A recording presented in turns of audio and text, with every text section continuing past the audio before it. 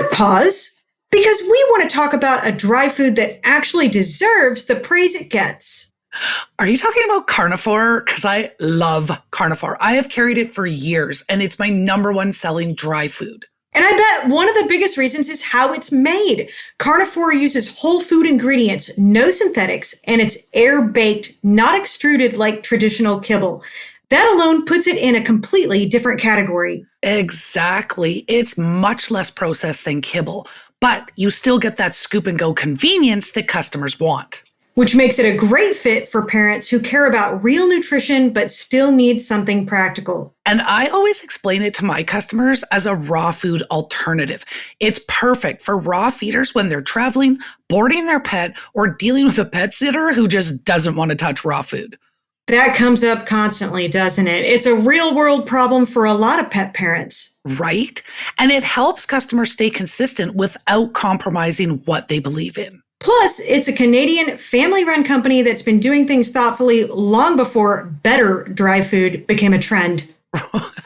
And if a store is looking for a true gold standard dry option, they can stand behind carnivore with confidence because it belongs on the shelf. Agreed. And it's one of those products that makes educating customers easier because the integrity is already built in, and I can't wait to get it into my store. If you're interested in bringing carnivore into your store, visit their website at www.carnivore, that's CARNA4, the number 4.com. Pet Shop Girls, the voice of the indie, the heart of the trade. Pet Shop Girls, unleash your power, let's make some waves. Welcome back to another episode of the Pet Shop Girls podcast. Pet Shop Girls. So, Carly, I wasn't looking forward to this episode, but I'm glad we're doing it. I just wanted to say that. She always poo-poos my ideas. Listen, I was going to ask you, how is the way that pet pros are found online? Google. Well, before Google, we need to have some fairly robust SEO in place, the search engine optimization, the dreaded thing that nobody wants to talk about. And the thing that also everybody's like, I am not an SEO expert and I'm just going to farm that out and pay somebody to do it for me. I have been there.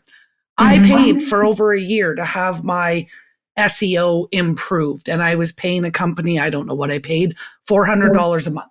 Oh my gosh. Yeah, it's not cheap. It's not cheap. Did you think it worked? Well, I mean, they continued to send me stats saying that it was working, but I didn't see any difference. So then I switched. To, it was kind of like an SEO service I could manage myself. And every month or week or however often I wanted to go in, it would basically say, hey, here's the things that you have to do to improve your SEO. I will tell you one thing I took away from that is if you're ever adding images to your website, it is best to actually call them what they are versus the code that is assigned by a phone or a camera. If it's taking a picture, you don't want the little ID, the number, the string of numbers and letters. You want to say that this is, Sherry's Odyssey custom chews or whatever. You want to say what it is. And that helps your SEO because that was almost every time I went in. That's what it was saying is, hey, you have images that aren't labeled. Regardless, I was also paying monthly for that. But what we want to talk about today is something that you can do for free that you don't have to pay somebody to do. Well, unless you hand it off to your manager, but you're already paying them. So let's give them some work. You're right though. Most people, when they're looking for a pet store, they're going to go to Google and they're going to search for pet store near me, and they'll know a part of your name, which usually has pet in it somehow. Right. But you know that a bunch of other pet stores are going to pop up too. So you just want to make sure you're near the top of this list, And this, we've talked about this before. When customers are looking for products or services, and if they've never heard of you, When they find you, there's two things. One, 80% of their buying decision will be made before they walk through your doors. We've talked about that lots. And two, Google My Business is one more area that allows you as the pet pro to craft your own story. So again, we've talked about this. If you're inconsistently posting on your Facebook page, and why go and I look on there and you haven't posted for 18 months, I'm like, are you even open? Google is similar, right? It thinks the same thing. Yeah. Like most profiles don't underperform because the information is wrong. It's because it's inactive and Google thinks that you're not open anymore. This is the thing with all of the socials, and Google can fall into that social realm. If we want them to be nice to us, we have to be nice to them. It's a relationship. It's a give and take. We got to give a little bit to Google in order to get a little bit from Google. And giving can be as simple as some of the things that I do is when we're hosting events in store and I've created a Facebook event, I share that event on Google. Every time I write a customer email, well, not every time, 80%, right? Because I'm kind of doing that 80% give, 20% I sell stuff. But though 80% give on my emails become educational blogs. So how does your dog lose weight? How do you care for dental if you can't, brush your dog's teeth? All the things. And so what I do with that is I also do an update on Google to say, hey, is your dog overweight and you're trying to get them to lose weight? Check out this week's blog. That's an update, but I'm telling Google I'm here, I'm available, I'm still doing the things. So what we want to talk about today is not that Google hates you, it's that it just doesn't know you yet. So I want to say this because I actually have a NextPaw website, and I know a lot of our listeners probably do too. And I love it. But they take care of some of this for you. So I kind of put the Google business profile on the back burner, and I haven't really touched it in a while. And that's a mistake because NextPod doesn't take care of everything. So this morning, I just want to say, Carly, that not only did I update my business description to be more SEO friendly, I updated my service area and pictures. I found brands listed that I don't carry anymore on there. And part of this is because, I've been open for 20 years and you mess around with it here and there, but then you just kind of forget about it. And we're here to remind you not to do that. Well, and then let me ask you this, little Miss Anti-Google Sherry, who didn't want to do this. When you jumped in and basically followed our playbook, how tough was it? Oh, it's pretty easy. It's pretty easy. Right? It's just kind of something that you have to add to your calendar on that note, what I did was I created a whole separate Trello board. And, Trello is something that we've used on and off throughout the years, but I created a new one for my management team, and I added updating the Google business profile to their list of stuff to do. And we will talk about a list, a checklist that you could hand off to managers here at the end, I think. So Yeah. So, okay, well then let's get into this. First of all, let's paint a little bit of an analogy picture here so that everybody kind of understands what we're trying to do. I have talked about this previously with regards to social media as well, right? If you've got people commenting on your stuff and you're not even acknowledging them, that would be like me walking into your store and you don't say hi to me and you don't come ask me if I need help and you don't you just ignore me when I'm in your store. Google is that virtual presence that you have, that virtual store. So if we look at it like Google is your hallway and the Google My Business is your front door, your website is the living room. So the goal is not just to get them to your website, it's to introduce them to you. Yeah, the website and the Google profile work together. They support each other. So I did want to go over real quick what most pet businesses actually get wrong. And then we're going to deep dive. Yeah. So they treat the Google business profile. And by the way, guys, this used to be called Google My Business. And it's been very difficult for me not to say that It is now Google Business Profile, GBP. So they treat it as a setup task and then they forget it, which is what I've done on and off over the years. I'll admit it. They rarely upload photos. They ignore response speed if people are messaging you, and they don't look at what the competitors are doing. So we're going to go into all this, and I think we got 7 different tips, right? Yeah, hacks, man, hacks. These are hacks. All right. Okay, hack 1 then. Hack 1. Hack 1. Geo-targeted photos. This is so easy, you guys. Every time you take a picture with your phone, it gets geotagged. And so it like identifies where you are taking that picture. If you think about it, hey, when we go down to Vegas and we take pictures of us at the trade shows and all the things, when you look back at those pictures, it will tell you that that picture was taken in Las Vegas. I do believe you have to have your location settings on. Oh, maybe mine is on all the time then, because every picture I take, it tells me where I am. So super simple. You turn your location services on. You take pictures of your products, of your staff, of your store, of whatever. If you're a dog walker, like take pictures of you in the neighborhood walking the dogs.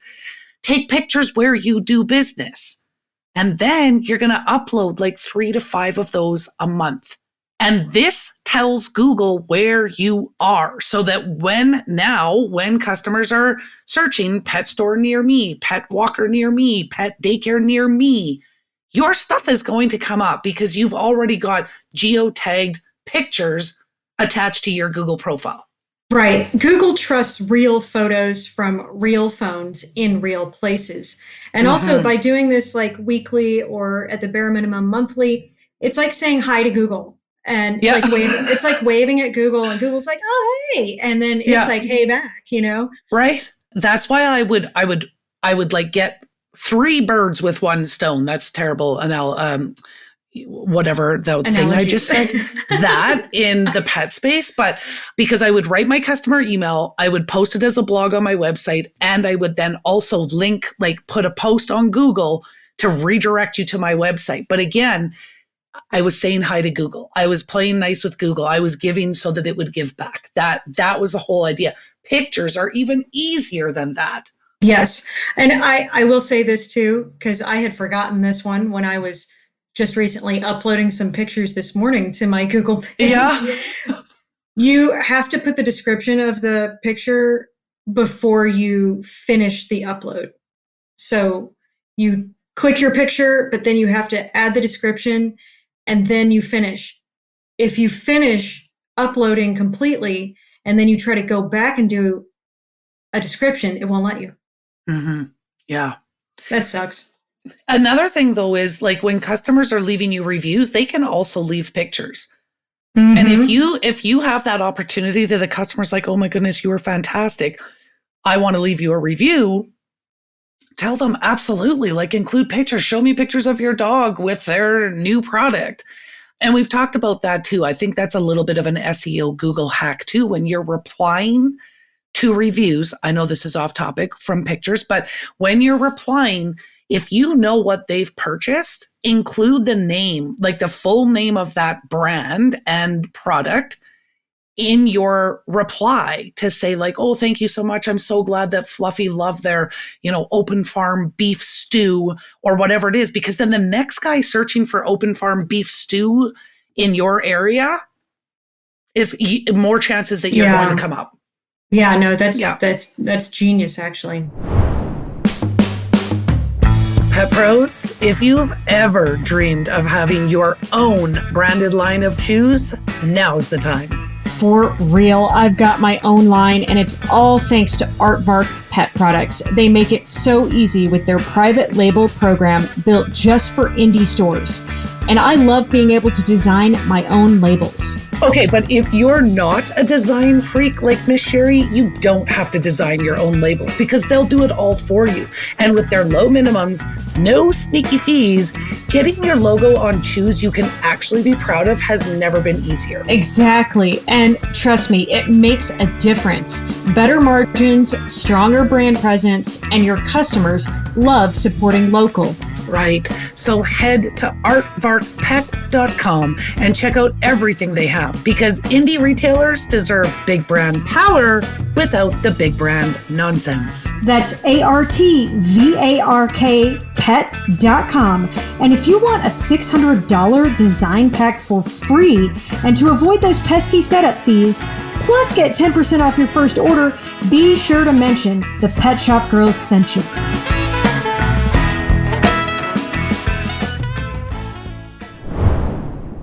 Okay, hack 2. I'm an evil genius. Oh, I'm doing the Austin Powers baby finger. Well, 1 million. Instead of a cat on your lap, it's Zaner.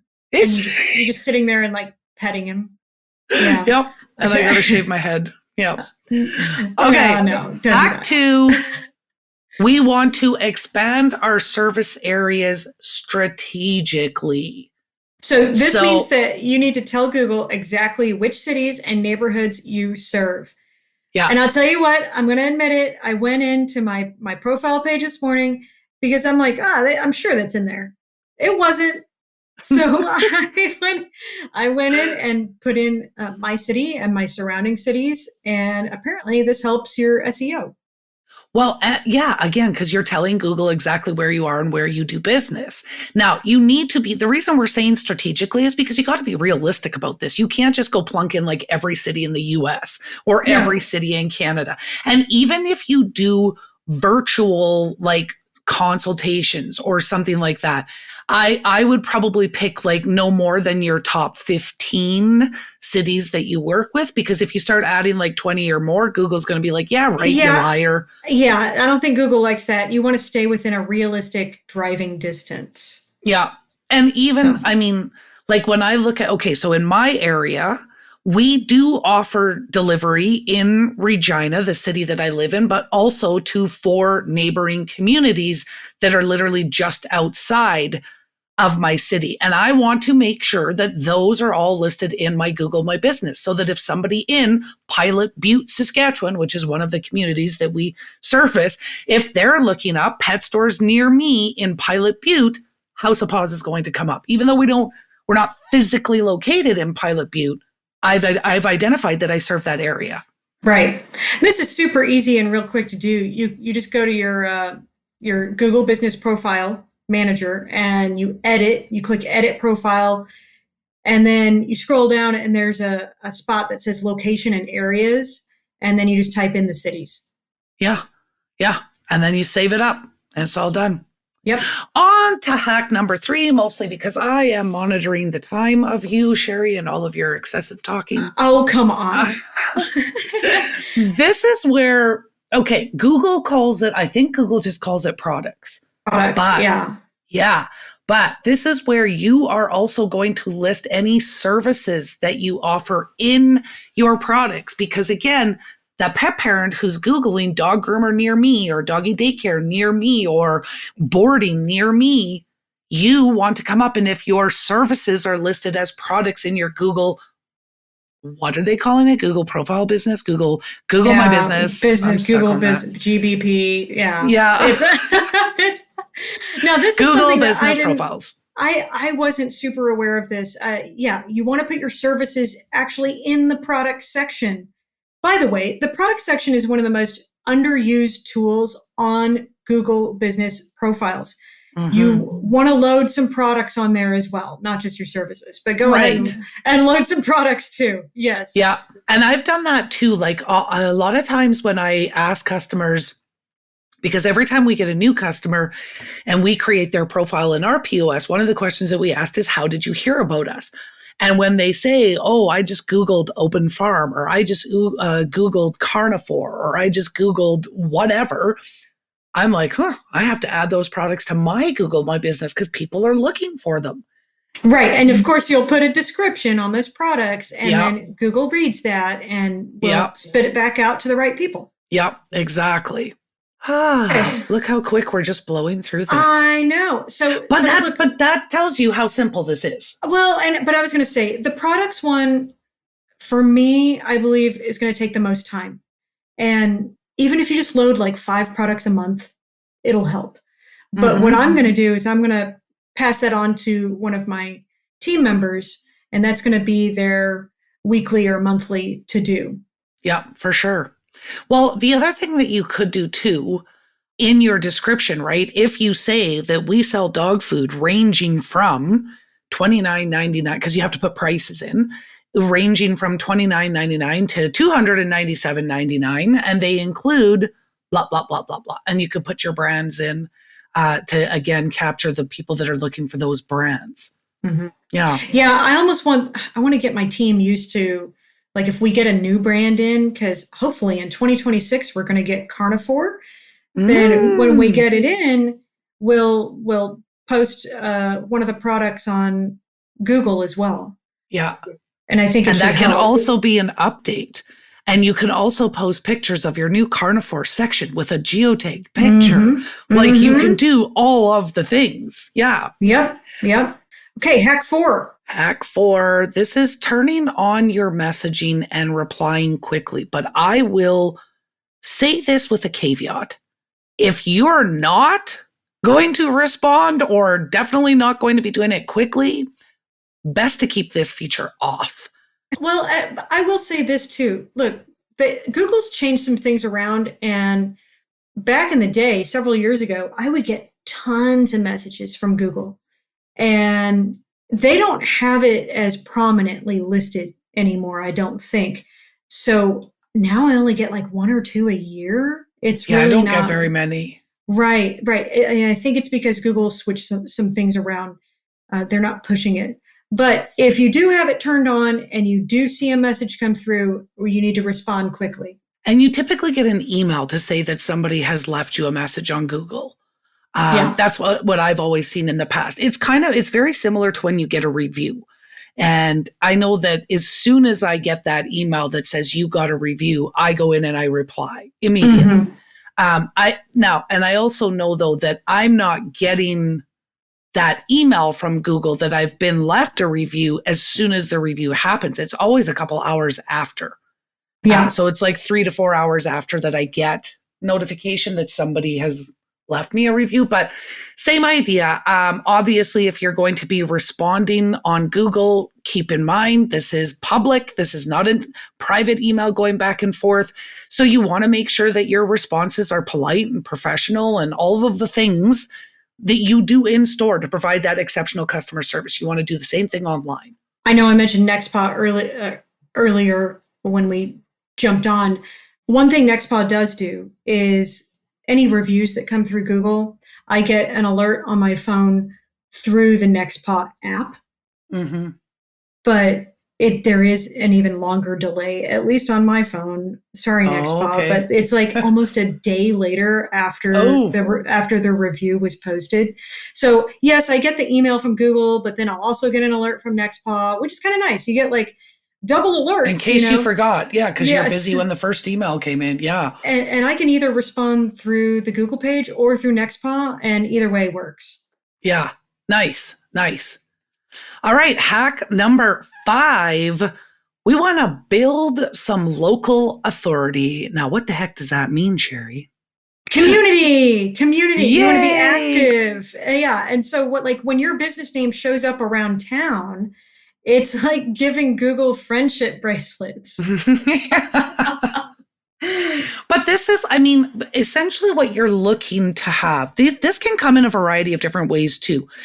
When you've got different collaborations out there in the industry, so you list maybe businesses on your website that you recommend, and they in turn do that for you, the more times you can get your website out there on different websites that are being mentioned as experts, not somebody who's complaining in a bad review, but as experts or authorities or best this or best that, the more likely it is that you're building up that local authority with Google, and Google starts saying, hey, like this guy knows what he's talking about because he keeps getting mentioned in all of these different places.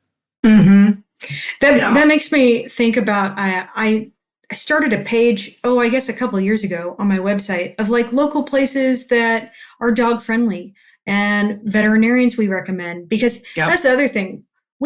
we get customers all the time that just move to the area and they're like, oh, what veterinarians do you recommend? And now my staff can just say, well, check out this page on our website. That has been on my list of to-dos for the past 4 years, is to create that kind of additional resource for our resource.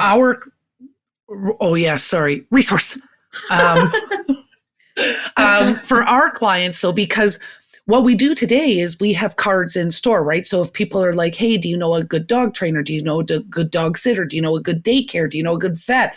We have all the cards in store. But that has been on my list of things to do, is to get that onto my website. And it's more kind of like, here's the guys we recommend and why. Right. And that helps. And I'm helping their SEO by putting a link on my page. And I usually let them know. So if they can, maybe they can reciprocate. Yes. Yeah. Okay. So then you're making a note to do that, aren't you? I am totally making. It's my local resource guide. I actually just made a note to see if this new dog chiropractor I met is on that page. So I'm going to check once we're done to see if she's on there. Listen, okay. I can't write and talk at the same time. I was going to bring up, though, too, in the States, this is a thing in the States. This is not a thing in Canada, but you guys oftentimes do these press release things where you like, I don't know, do you go to a newspaper press release? or Yeah. So I've done a few press releases, and yeah, it's what you send to like your news stations and I guess newspapers, if people still read that. This is the thing, like not a thing in Canada. If I reached out to our local media companies and was like, hey, just so you know, this is going on, they'd be like, good for you, post it on your social media. Like, they're not taking press releases, I'll say, with I think us. a press release, and I may be making this up, but like back in the day before the internet, when they would get faxes, like the news station would get faxes with like news tips. That's where the press release comes in handy, because it has all the pertinent information, at the top, business, what time, what's happening, and then it has the main blurb about it, and they would fax it in. Okay. Well, here was my thought about that. If that is still a thing that happens, and I'm assuming that these press releases would go beyond traditional media and on to social media, or like to Google, right? Like these outlets, these media outlets are going to have websites, and if they're naming you because you've sent that press release, that is just another way to build that local authority and build your community. That was the whole thing that I was trying to get. Okay. All right. Mm-hmm. Yeah. No, you know what? Now I kind of want to do more research on press releases and see if it's still a thing. Well, okay. Here's another difference for Canada and the US. Right now, we can get no news through Facebook or Google. Oh my gosh. Mm-hmm. And Google? It's because what? Well, can I get Google News? I know for sure I can on Facebook, and I know Google was part of this. Isn't that restriction of free speech? Well, kind of, except for what it is the Canadian government decided to Facebook and Google, you guys are basically using, our network that our media companies can't use for free, but you are. So you have to pay us. And Facebook and Google are like, no, we're not going to pay you. We'll just take news away from you. And the Canadian government didn't back down, and neither did Google and Facebook. So if you shared a news article with me on Facebook, or if you posted a news article into the Indie Insider, which I have done that, will and not you can't see it. Yeah. No, all I'll see crazy. is that Sherry posted content that's been removed. Wow. And it's because I'm in Canada. I know, it's so dumb. All right, Pet Pro, I'm going to be fully transparent here, because you know that I don't hype products that I don't believe in. Northhound Life is one of those products I genuinely love carrying in my store. And that's saying something, because Carly is super picky. Very picky. What I love about Northhound Life, though, is that they are premium, Canadian-made, whole food supplements for dogs. No fillers, no artificial flavors. ever. These are clean, natural formulas that actually make sense from a holistic nutrition standpoint. And they're pet parent approved with vet approved ingredients, which is huge when you're educating customers and building trust. Exactly. Every formula is functional and backed by holistic nutrition, not trendy fluff. Plus, they're sustainably packaged, which makes them a perfect fit for natural and wellness-focused stores. They're also a small, woman-owned Canadian business, which we always love supporting. And from a retailer perspective, they've made it super easy. Fast shipping from Canada for Canadian retailers, shipping from within the US for US retailers, and no wholesale order minimums. Wow, no minimums? That alone removes a massive barrier for indies. And for our listeners, they're offering free shipping on your first wholesale order. Just head to wholesale.northhoundlife.com and use the promo code PetShopGirls. And remember, it's available in both Canada and the US.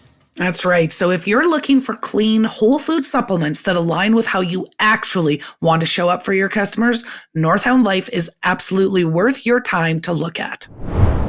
Okay, hack 6. Hack 6. Here, well, we've kind of been talking about this the entire episode. Yes. Regular posting, be consistent, just like we tell you with social media. Yes. Consistency is key. So if you can kind of take that 15 minutes a week, and that's all it's going to take. Like, you're going to post the odd picture, you're going to post an update. I do not rewrite my blog to go on Google. I literally do one sentence. Got an itchy dog? This week's blog helps you. Whatever, right? Like, it's super easy. But it's an update to tell Google, I'm here, I'm still alive, I'm still in business. This is something where you've talked about blogs and also you want to put your special offers, events, your promotions for that month. You want to put that on the Google page too. And this is where NextPaw saves so much time for me because when I just load it into my NextPaw dashboard, I'll load all my promotions and events and put the description and load an image, and then it automatically puts it out there for me. It puts it on my website and it puts it on the Google business page. So the Googles. Okay. Yep. So here would be, if we go back to kind of some of the mistakes that a lot of pet pros might be making, and you just learned it was a mistake that you were making, is you were relying solely on automation for Google. And right. And so this is the part that your automation will help you with, but this is one piece of a 7-piece pie. That, right? So we still have to manually manage those other 6 pieces, but it's not super time consuming. Once you get in there, it's fairly self-explanatory, but just doing it will, anybody who actually takes heed with what we are saying and runs away and does something with their Google My Business will be ahead of your competitor, because most people aren't doing anything. If anybody is interested in a NextPaw website, I am not getting any, I'm not getting paid by them to promote them. I just really enjoy their service. But please let them know that I talked about them if you if you sign up. But yeah, no, I've been working with NextPaw for like 3 or 4 years. And no, I signed up with them right before the pandemic. And it's been fantastic. I love it. See, and I think too, when I first learned about NextPaw, it was not available in Canada. And maybe that's changed. Is it now? But maybe. It could be now. I've got to the point where I'm like, well, I'm doing it now, so I might as well just keep doing it. So right. But yeah, this is your weekly posts, again, is just going to keep you consistent. They don't have to be time consuming. This can literally be your 3 to 5 pictures for the month. Or it could be offers or events that you're having that week too. Yeah, and that's your next week, right? If you look at this, if you go in once a week for 15 minutes, so you spend an hour a month just kind of massaging and feeding Google, giving Google a little bit of love, Google will give you the love back. Oh, it's like watering a plant. Yeah. If you don't Google's not paying us to promote them either. We should go talk to Google. If you don't water Google, it slowly dies. Okay. Yeah. Okay. Well, last hack then is exactly what we were just talking about. your competition probably isn't doing this. But if they are, guess who's going to be in the top 3 spots of Google when you Google pet store near me? It's going to be your competitor. So you should be looking at what your competitors are doing on Google. Exactly. So go ahead and look at their profiles, compare the photos, the reviews, the responses, their categories. What kind of posts are they doing? Is there anything that they're doing that maybe you could do to help improve your listing? And then repeat it every month. Because the service that I was paying for when I was doing it myself to improve my SEO, one of the functions of this service, I guess, was that I could enter my competitors' names and it would come back and tell me where they were ranking on Google for certain keywords. And then it would tell me like, oh, if you want to rank higher on this keyword, here's the different things that you need to do. So your competitor audit is not going to be obviously that in depth, but if they're higher than you, take a look at what they're doing. And I'll tell you this, if you're in an area where nobody's doing anything, you know who's at the top? The big guys, the big box stores. Yeah, for sure. Yeah. That was number 7.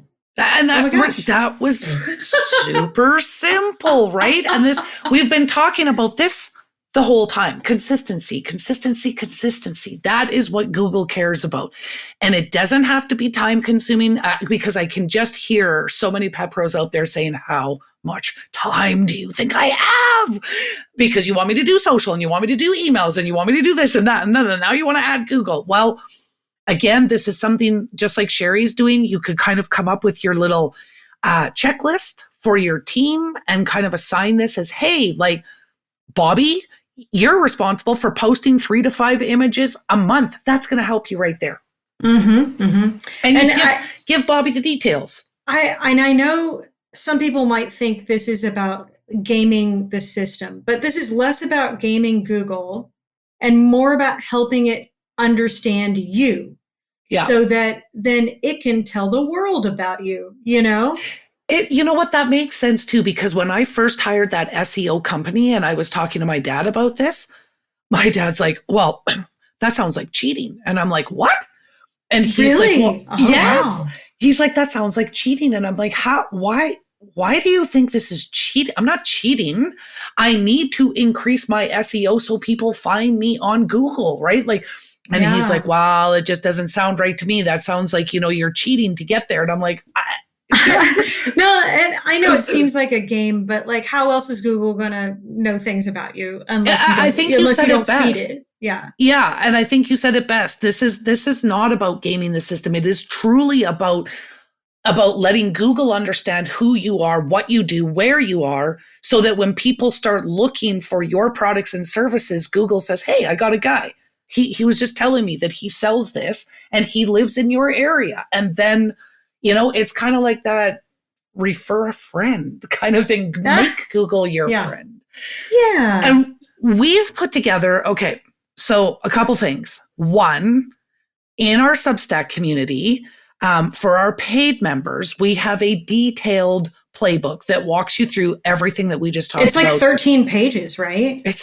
Well, that's a short one, Sherry. Okay. Well, no, and I gotta say, our page of his cover. One page is a cover. Playbooks have improved, and they are gorgeous. They're colorful. I kind of love them. Yes, and so what we're going to do for people who aren't members yet is share one of our slides into the Indie Insider so that you can see what a playbook looks like. Yeah, we're sharing the monthly checklist that either you could use or your team could use. It just kind of says on week 1, do this, on week 2, do that. And it's super slick and easy.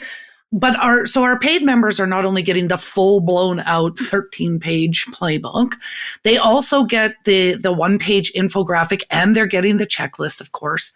And our Substack membership is on sale for the next 4 days. Yes. Until January 31st. And right now, $9.99 a month. Normally it's $12.99. And if you sign up at that price, then you are at that price for forever. As long as you keep your subscription. Yeah. And so that obviously that we do a playbook with every episode because sometimes we have, we go deep on the show, but sometimes we only go deep in certain areas, but there is more to discuss. So that's why we started the playbooks, is so that for those who really want to dig in and go deeper, you've got the playbooks to do. Some of them are interactive, like workbooks that you would work through. Some of them are literally just informational, but every one of them now comes with that one-page infographic, so you can just have that really easy, at a glance reminder of, oh yeah, I need to do my Google My Business, and that'll be up on your wall. But you'll also find the checklist in the Indie Insider today. If you haven't seen it yet, it's there, and you can get just kind of a quick little snippet. Yeah, so you can of what see we're doing. how pretty they are. Yeah. How pretty. And sometimes we do post behind the scenes videos. We need to do that a little more, but yeah, we do. That way you can actually see our faces. Except for you guys, if I showed you the behind the scenes of Sherry, most times it would just be 30 minutes of swearing and complaining. Or Carly just singing, or some of as it I is work. Our dogs are snoring or barking, Oh, okay. Well, I think that this was helpful, you guys. I think that when you break it down, I know that, again, some people can think, oh, Google My Business, very scary. I don't understand it. I don't know it. Google Business Profile, sorry. That Google Business Profile thing. Yep. Stupid change names. GBP. It's definitely harder than GMB. It is. GBP.